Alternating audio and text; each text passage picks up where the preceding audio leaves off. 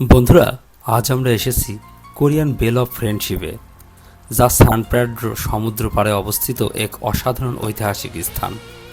Pacific মহাসাগরের নীল জলরাশি আর ঠান্ডা সমুদ্রের বাতাসের মাঝে দাঁড়িয়ে আছে এই বিশাল ব্রোঞ্জের ঘণ্টা, যা শুধু একটি ঘণ্টাই নয়, বরং শান্তি, বন্ধুত্ব এবং ইতিহাসের প্রতীক। এই কোরিয়ান বেলটি 1976 সালে সাউথ কোরিয়া সরকার ইউনাইটেড স্টেটকে উপহার হিসেবে দিয়েছিল। এর মাধ্যমে দুই দেশের বন্ধুত্ব আরও গভীর করার বার্তা দেওয়া হয়েছিল এবং কোরিয়ান ওয়ারে যারা জীবন উৎসর্গ করেছেন তাদের স্মরণ করা হয়েছে। এই ঘণ্টার ওজন প্রায় 17 টন। ভাবুন তো কত বিশাল। ঘণ্টার গায়ে খোদাই করা হয়েছে দৃষ্টিনন্দন কোরিয়ান ট্র্যাডিশনাল আর্ট, ড্রাগন, ফুল এবং ঐতিহ্যবাহী নকশা, যার সৌন্দর্যকে আরও বাড়িয়ে দিয়েছে। ঘণ্টাটি একটি সুন্দর কোরিয়ান স্টাইলি প্যাভিলিয়নের ভেতরে রাখা হয়েছে। চারপাশে খোলা আকাশ, সমুদ্র আর মনোমুগ্ধকর ভিউ, সব মিলিয়ে জায়গাটি সত্যি অসাধারণ। এখানে দাঁড়ালে মনটা একদম শান্ত হয়ে যায়। এই ঘণ্টা প্রতিদিন বাজানো হয় না, বিশেষ দিনগুলোতে যেমন new year, Korean independence day এবং গুরুত্বপূর্ণ স্মরণ অনুষ্ঠানে এটি বাজানো হয়। আরেকটি মজার বিষয় হলো এই জায়গাটি অনেক সিনেমা এবং ফটোগ্রাফির জন্য খুবই বিখ্যাত। আপনি যদি লস অ্যাঞ্জেলেসের আশপাশে ঘুরতে আসেন, তাহলে কোরিয়ান বেল অফ ফ্রেন্ডশিপ অবশ্যই আপনার ট্রাভেল লিস্টে রাখুন। সুন্দর ওশান ভিউ, ফ্রেশ এয়ার আর হিস্টোরি সব একসাথে পেয়ে যাবেন।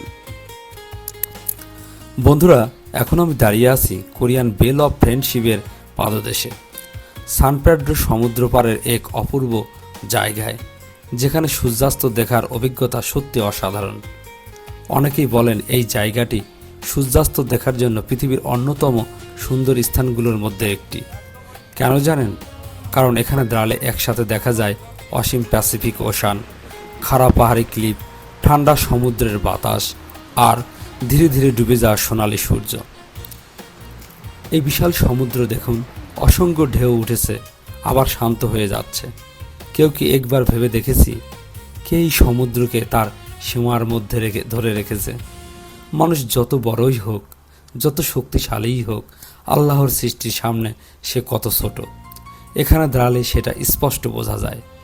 এখানে যখন সূর্য ধীরে ধীরে সমুদ্রের বুকে ডুবে যায়, আকাশে কমলা, লাল আর সোনালি রং ছড়িয়ে পড়ে, তখন মনে হয় আল্লাহ যেন তার কুদরতের এক অপূর্ব শিল্পকর্ম আমাদের সামনে তুলে ধরেছেন।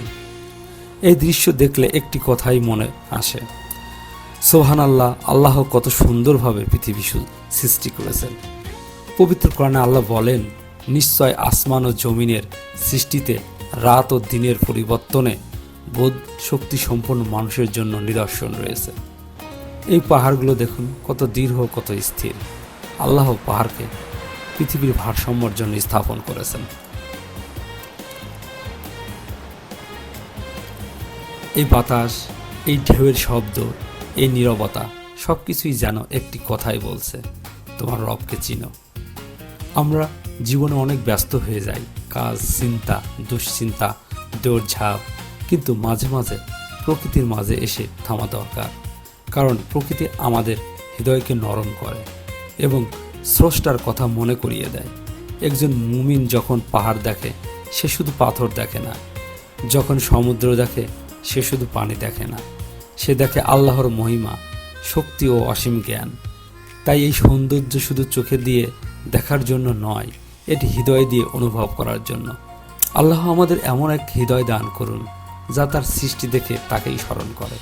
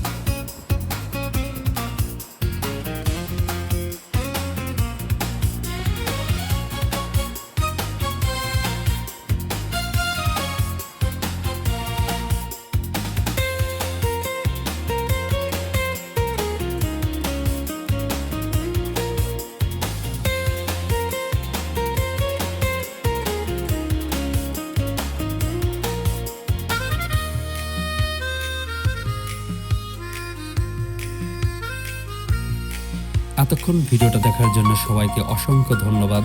আবার দেখা হবে ইনশাআল্লাহ দেশ ও বিদেশের কোনো এক পর্যটন স্থানে। ততক্ষণ ভালো থাকবেন। আল্লাহ হাফেজ।